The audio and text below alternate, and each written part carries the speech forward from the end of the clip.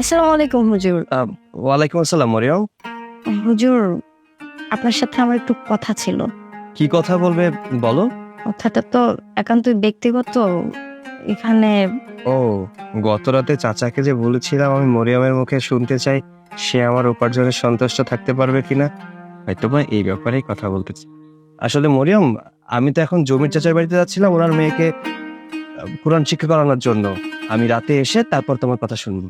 ঠিক আছে হুজুর, কিন্তু আপনাকে তো আসলে পাওয়াই যায় না। আমাদের বাড়িতে আসলে আপনার সাথে দেখা হয়, তাছাড়া তো দেখা হয় না। আচ্ছা ঠিক আছে, সমস্যা নেই, আমি রাতে এসে তারপর কথাগুলো শুনবো। হ্যাঁ, আচ্ছা ঠিক আছে, আসসালামু আলাইকুম। ওয়ালাইকুম আসসালাম।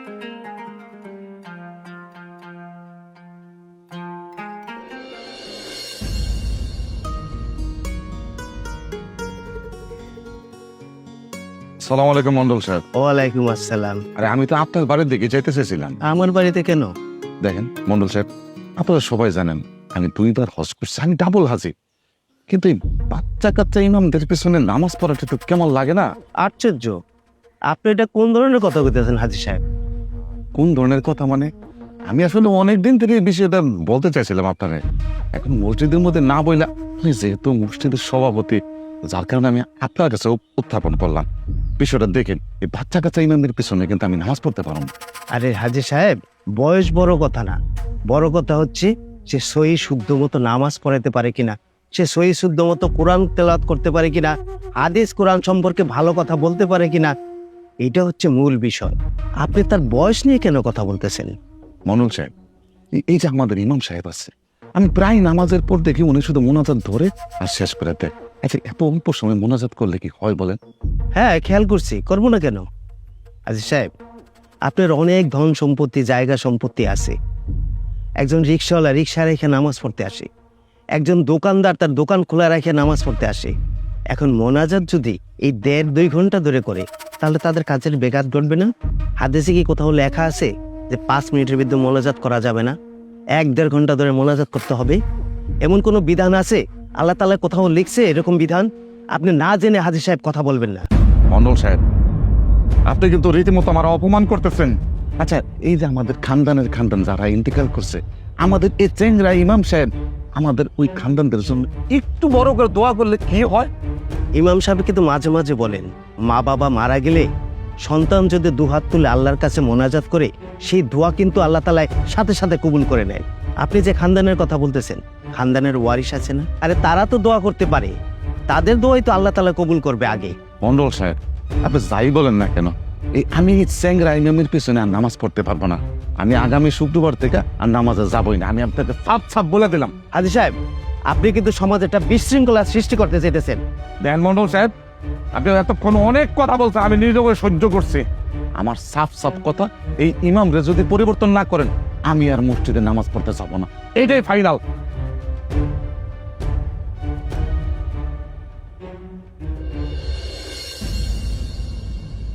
সামা, তুই মমিন হুজুরে বিয়ে করতে চাস না কেন? সরকারি চাকরি বাকরি পোলারে বিয়ে করলে কি তুই খুব বিলাসিতার মধ্যে থাকবি? আরে মা, এই দুনিয়ার বিলাসিতা তো বিলাসিতা না, এই দুনিয়ার বিলাসিতা হইল ক্ষণিকের বিলাসিতা।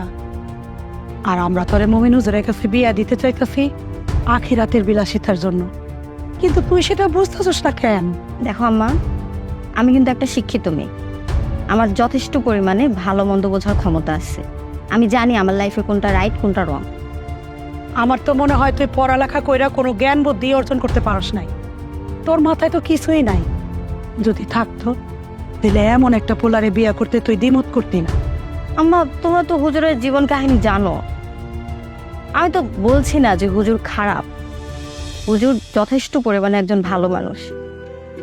উনি এত বছর ধরে আমাদের বাড়িতে থাকে, আমি কোনোদিনও ওনার মধ্যে খারাপ কিছু দেখিনি। কিন্তু আমার বাস্তবতা বলে তো একটা জিনিস আছে, আর আমি সেই কঠিন বাস্তবতা ফেস করতে চাই না। আমাদের সমাজে এরকম অনেক হুজুর আছে যারা অল্প পরিমাণে উপার্জন করে, আর সেই উপার্জনের টাকা দিয়ে অনেক কষ্টে তারা জীবনযাপন করে। আমি এত হিসেব করে চলতে পারবো না আম্মা, আমি এত কষ্ট করে চলতে পারবো না। সমাজে ভালোভাবে চলতে গেলে, ভালোভাবে থাকতে গেলে টাকার প্রয়োজন আছে। তোমরা আমাকে যতই বোঝাও, আমি কিছুতেই বুঝবো না, আমি কিছুতেই মানবো না।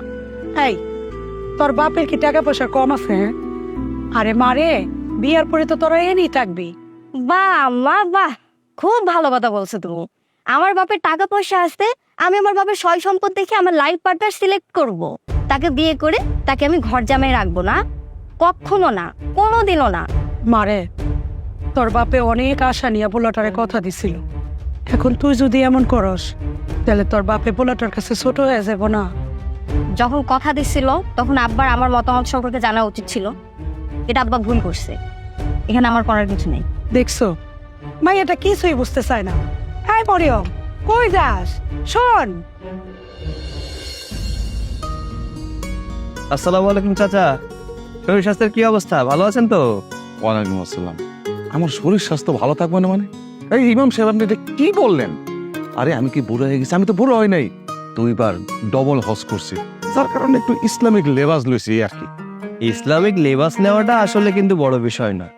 বড় বিষয়টা হচ্ছে অন্তরের ভেতরে ইসলামের জ্ঞানটাকে ধারণ করে নেওয়া।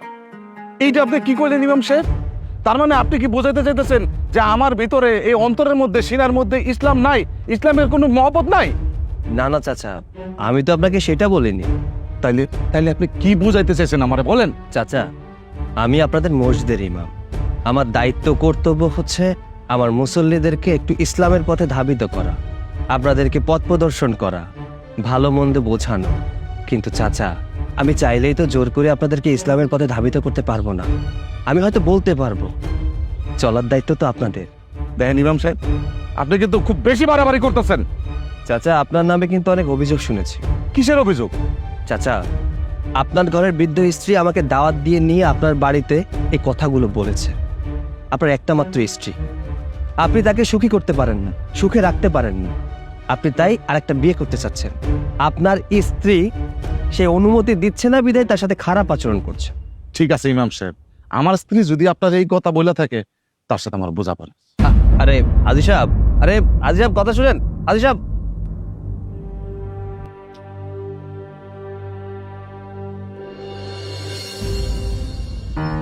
আমি সিদ্ধান্ত নিচ্ছি আজকে রাতে হুজুরকে সবকিছু বলে দিব।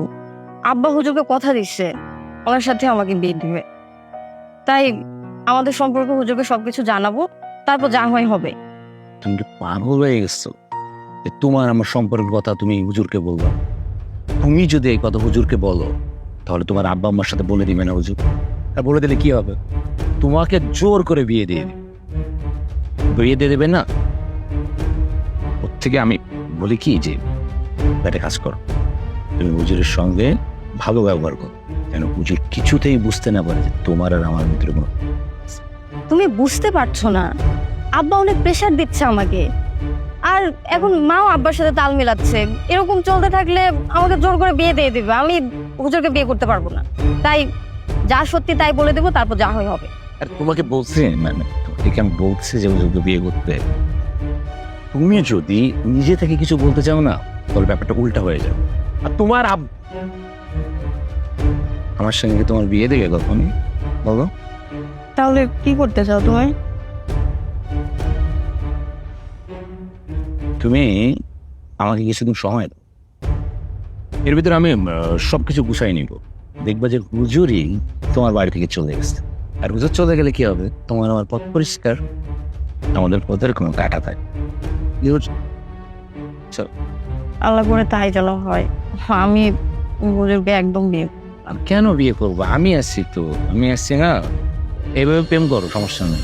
ইমাম সাহেব, আমাদের সমাজে এই ইমাম পরিবর্তন করা একটি বেদি হয়ে দাঁড়াইছে। কিছু লোক আছে শুধু ইমামের দোষ খুঁজে বেড়ায়।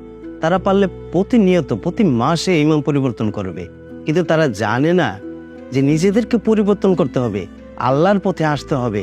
তারা মনে করে একজন ইমাম এসে তাদেরকে পরিচালনা করবে, তাদেরকে বেহেশতে নিয়ে যাবে। দেখুন মন্ডল সাহেব, আমাকে যদি পরিবর্তন করতে চান তাহলে আমার কোনো সমস্যা নেই, আমি হাসি মুখে এখান থেকে চলে যাব। তবে একটা জিনিস তো আমার জানার অধিকার আছে, আমাকে বের কেন করে দিচ্ছেন বা আমার দোষটা কোথায়? আপনার বয়স কম, আপনি ঘন্টার পর ঘন্টা মনোজাত করেন না, এই আপনার দোষ। ঠিক আছে, এখানে আমার বলার কিছু নেই, আপনারা যা সিদ্ধান্ত নেবেন তাতেই আমি রাজি। এই যে আমাদের সমাজের মকবুল হাজী সাহেব, সমাজের কিছু লোক নিয়ে এসে একজোট হয়েছে। ও তাই নাকি? তাহলে তো আমার হাসি মুখে বিদায় নিয়ে যাওয়াটাই। আপনারা যদি আমাকে বিদায় দিতেই চান তাহলে আমার বলার কিছু নেই, আমি হাসি মুখে বিদায় নিয়ে চলে যাব। তবে মনের অজান্তে যদি কাউকে দুঃখ দিয়ে থাকি তাহলে দয়া করে আমাকে ক্ষমা করে দিবেন, আর যাওয়ার আগে সবার কাছ থেকে মাপ চেয়ে নিন। ইমাম সাহেব, আপনি কোনো চিন্তা করবেন না, এর শেষটা আমি দেখে নিব। আপনাকে শুধু কথাটা জানানোর জন্য আপনাকে ডেকেছি। পরিস্থিতি কোন দিকে যায় বলা তো যায় না। ঠিক আছে মন্ডল সাহেব, আপনি আমাকে এই কথাগুলো বলেছেন, আমি কিছু মনে করি না। যেটা সিদ্ধান্ত হয় সেটা আমাকে জানিয়ে দিন। আমি তাহলে যাই। আসসালামু আলাইকুম। ওয়ালাইকুম আসসালাম।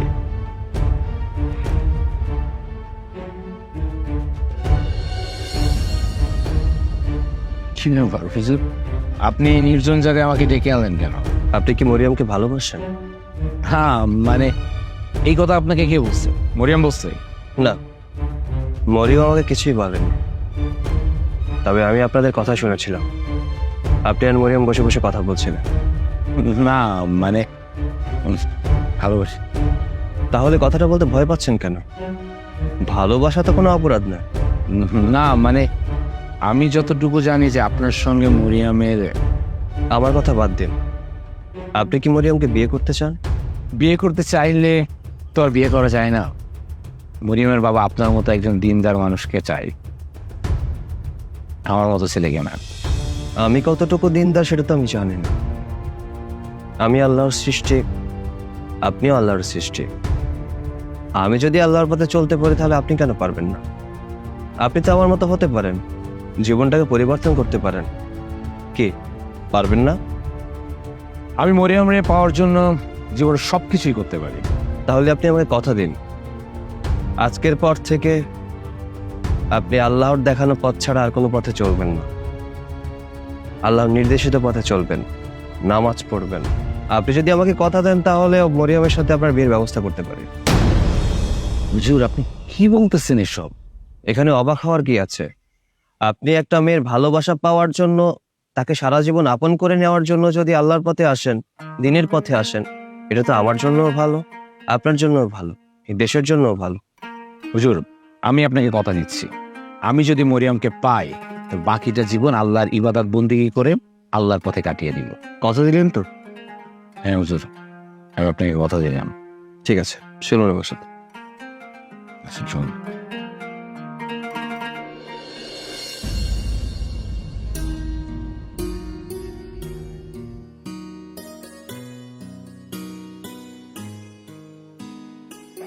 চাচা আসসালামু আলাইকুম। ওয়ালাইকুম সালাম। বাবাজি, ওনার কি হয়েছে? চাচা কিছু গুরুত্বপূর্ণ কথা বলার জন্য এলাম, আপনি আপনার মেয়ে মরিয়মকে একটু ডাকেন।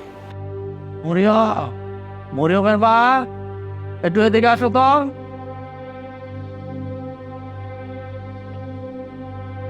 কি হয়েছে? চাচা আপনারা হয়তো না জেনে একটা অনেক বড় ভুল করে ফেলছিলেন।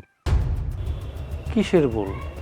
আপনার মেয়ে মরিয়ম ওকে ভালোবাসে, সে আমাকে বিয়ে করতে চায় না। ওরা দুজনকে এখানে আসে। চাচা ইসলামের বিধান এটা নয় যে কারোর উপরে কাউকে চাপিয়ে দিতে হবে। আপনি জেনে হোক বা না জেনে হোক একটা ভুল করতে যাচ্ছেন। চাচা ওদের দুজনের মুখের দিকে তাকিয়ে হলেও আপনাকে ফিরে আসতে হবে। না, আমি এই ছেলের সাথে আমার এই মায়ার বিয়া দেব না। যে নাকি শুক্রবারের নামাজটা পর্যন্ত আদায় করে না, এই রকমের ছেলের কাছে আমার মরিয়মরে আমি বিয়া দেব না। আমি চাই তোমার মতন একজন হুজুরের কাছে আমার এই মরিয়মরে বিয়া দিতে। চাচা ও তো আমার মতো রক্তে মাংসে করে একটা মানুষ, ওর পরিবর্তন হতে কতক্ষণ সময় লাগবে। আর তাছাড়া কম বলেছে, যদি মরিয়মকে বিয়ে করে তাহলে ও সম্পূর্ণটা চেঞ্জ হয়ে যাবে। ও ইসলামের পথে চলে আসবে, আল্লাহর বিধিবিধান মেনেই চলবে।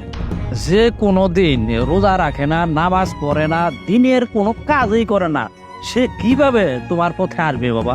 চাচা উনি আমাকে কথা দিয়েছেন, মরিয়মের সাথে যদি বিয়ে হয় উনি আল্লাহর পথে চলে আসবেন, দিনের পথে চলে আসবেন।